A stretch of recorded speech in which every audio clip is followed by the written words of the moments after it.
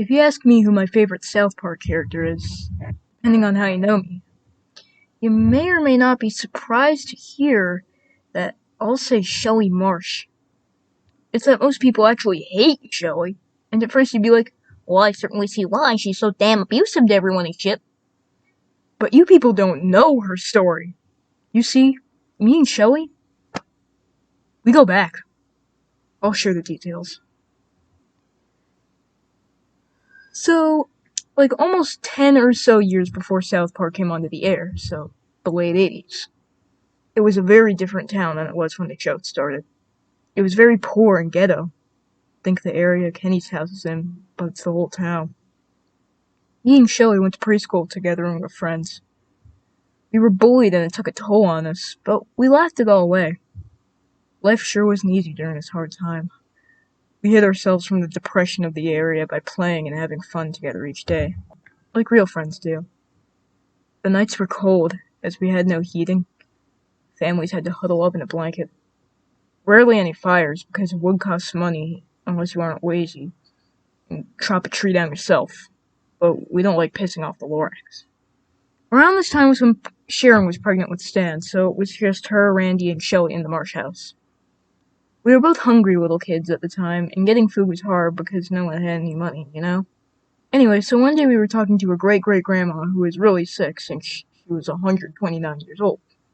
Shelly loved her great-great-grandma, and clearly her being on the verge of loss was doing something to her, especially since she was only 4. Great-great-grandma held us in her withering arms and spoke her last words.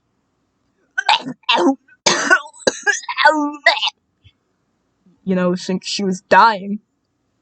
After her great-great-grandma's demise, Shelly fell into a depression that seemed endless. She wouldn't play anymore. She'd sit and cry, and I'd feel bad too. Then Stan was born, which made her angry. In her words, I don't want a brother! This time period felt like a big black tar pit. It sucked anything into it and didn't let anything out. This is gonna sound random, but in the episode Cat Orgy, Shelly performs a song she wrote called Turds! Well, I'll have you know that song connects to this whole event. But how? It's a song about calling people crap! Shut the fuck up and sit back down, whiny. So a couple of years later, one day me and Shelly were sitting down with her being all sad as usual. But then I see a spark of idea in her eyes. She stands up and tells me, you know what? I'm gonna write a song. I'm gonna sing it whenever I'm going through awful shit, get my mind off it, and make it feel better. And I'll feel better about everything. I hope it'll work. I agree with this. So she wrote the Turd song, and coincidentally everything brightened up from there. About this time was when South Park stepped out of the era of literally being Detroit. People with money came and fixed the town. The Renaissance was upon us.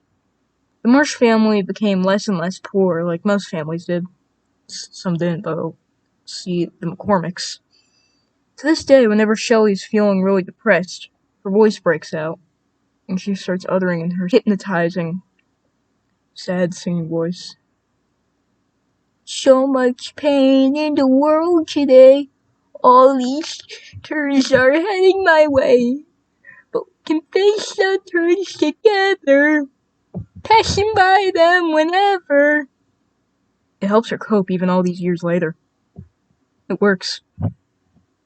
One time Shelly sucked an entire lollipop down in under a minute. I saw her do it. I timed it. 37 seconds.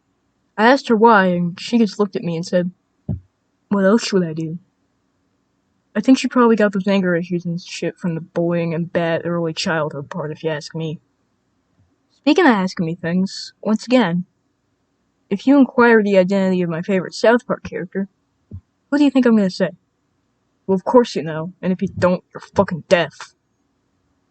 So yeah, this was about my good friend Shelly Marsh. Ever ask me why I care about her, refer to this thing. Farewell.